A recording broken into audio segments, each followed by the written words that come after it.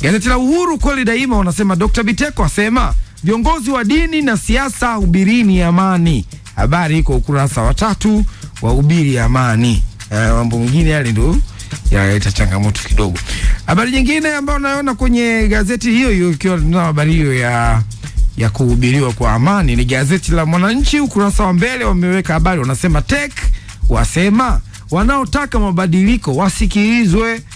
Na hii habari ukurasa wa 2, lakini habari picha inaonekana hapa askofu mkuu mstaafu wa kanisa Katoliki jimbo la Dar es Salaam Mwadhama Polycarp Cardinal Pengo akimkabidhi fimbo ya uaskofu.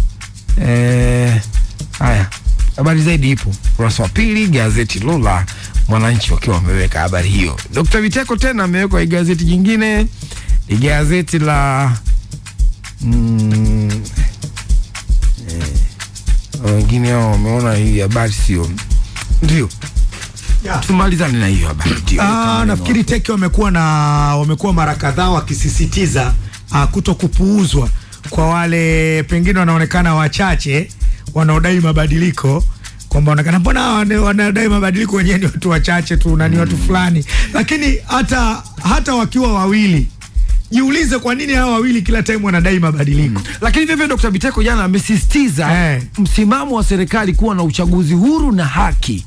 Subiri kwanza tuanze hapa, tutakuja kwa Biteko. Hapa kwenye swala la kuwapuuza wachache kwa sababu tu ya uchache wao sio sawa. Ni moja ya kuwakosesha haki yao ya msingi. Na hapa ndo tunapokuja sasa kwenye hiyo haki. Inawezekana si tuko wawili, tuko watatu hapa ndani, lakini tunaona mambo hayaendi. Walio wengi wenzetu huko ndani wanaona haki hakuna. Kwa hiyo sisi tunaona haki hakuna. Bakari tu vitu kuna ndani. Kwa nini hiyo haki hamna? Hapo sasa ndo amani inapokosekana. Kwa sababu kikiuka hiyo haki amani haipo. Kwa nini Bakari tu hapo ndio haki inapokiukwa. Na ukishakiuka hiyo haki jua amani hamna. Kwa mimi naamini kwanza hawapasi kubezwa.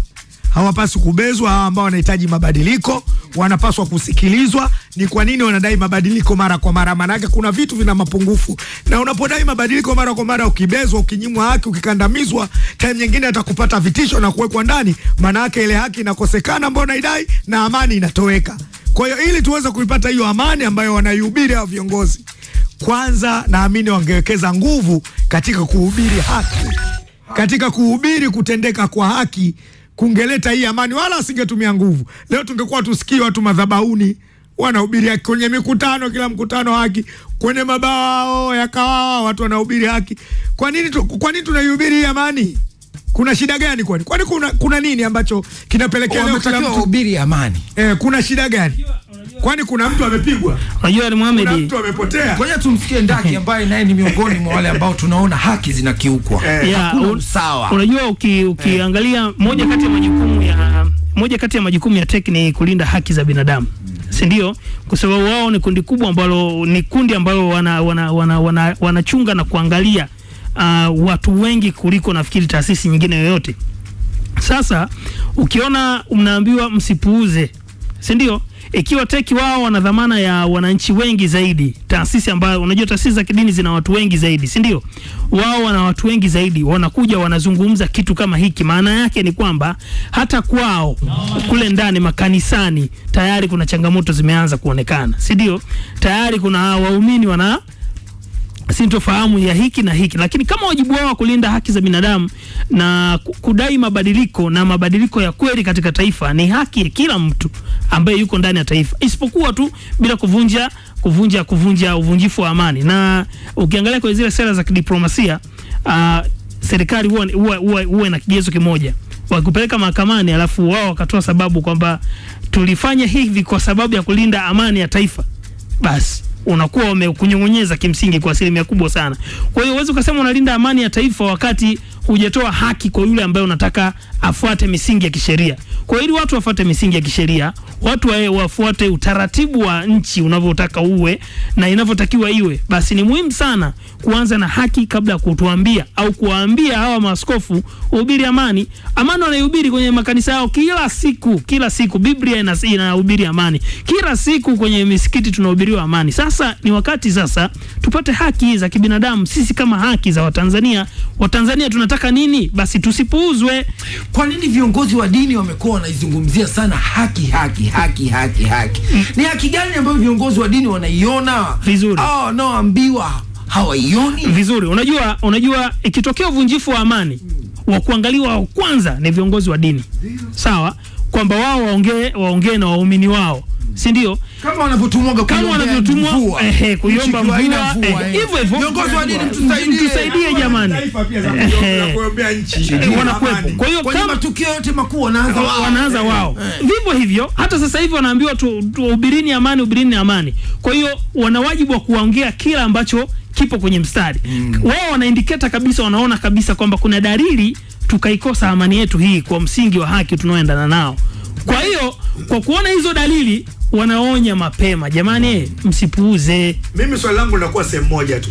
Sasa kama ni kwa kungu tu, kwa mwari ni lini? Maana yake ni nini? Kama ni kwa kungu tu, kwa mwari ni lini? Maana yake kama hao wanatumika kwenye madhabahu, kwenye matukio mbalimbali kuliombea taifa, kwa nini hawasikilizwi wakisema kwamba jamani haki? Hebu tumsikilize makamu wa rais wa Baraza la Maaskofu Tanzania, Askofu Eusebius Nzigilwa, ambaye amezungumza kwenye misa ya waaskofusho wa askofu mteule Romanus Mihali wa Jimbo Katoliki Iringa. Tunahitaji sana tunu hizo katika taifa letu ili tuweze kuendelea kuishi kama familia moja. Pia tumwombe Mwenyezi Mungu atujalie kupata viongozi bora wenye uwezo, waadilifu na wacha Mungu.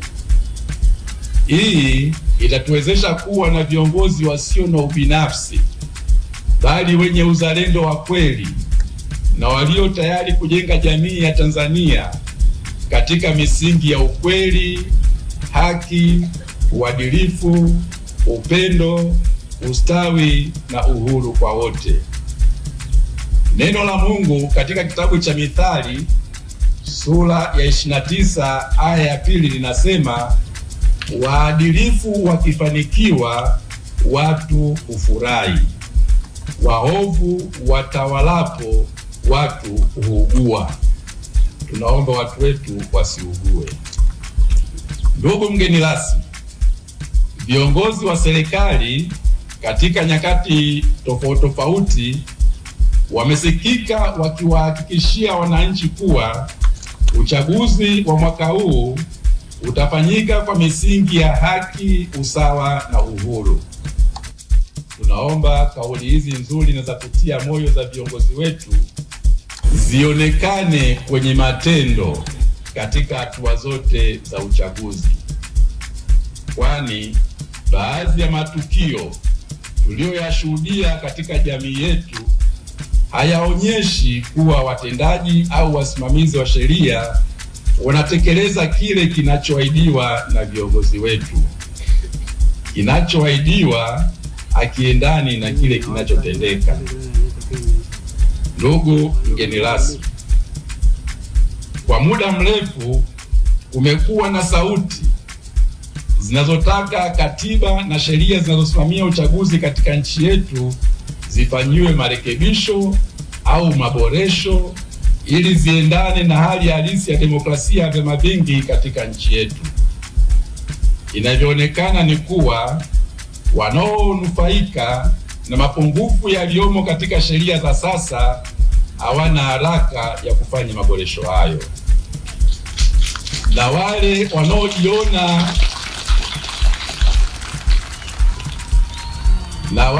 wanaojiona wanaathirika na mapungufu hayo ndio wanaopaza sauti kutaka kufanya mabadiliko ya katiba na sheria za uchaguzi. Wito wetu sisi maaskofu kwa mamlaka zinahusika ni kuwa sauti na vilio vya watu wanaotaka kufanyika kwa maboresho hayo ya katiba na sheria visikilizwe.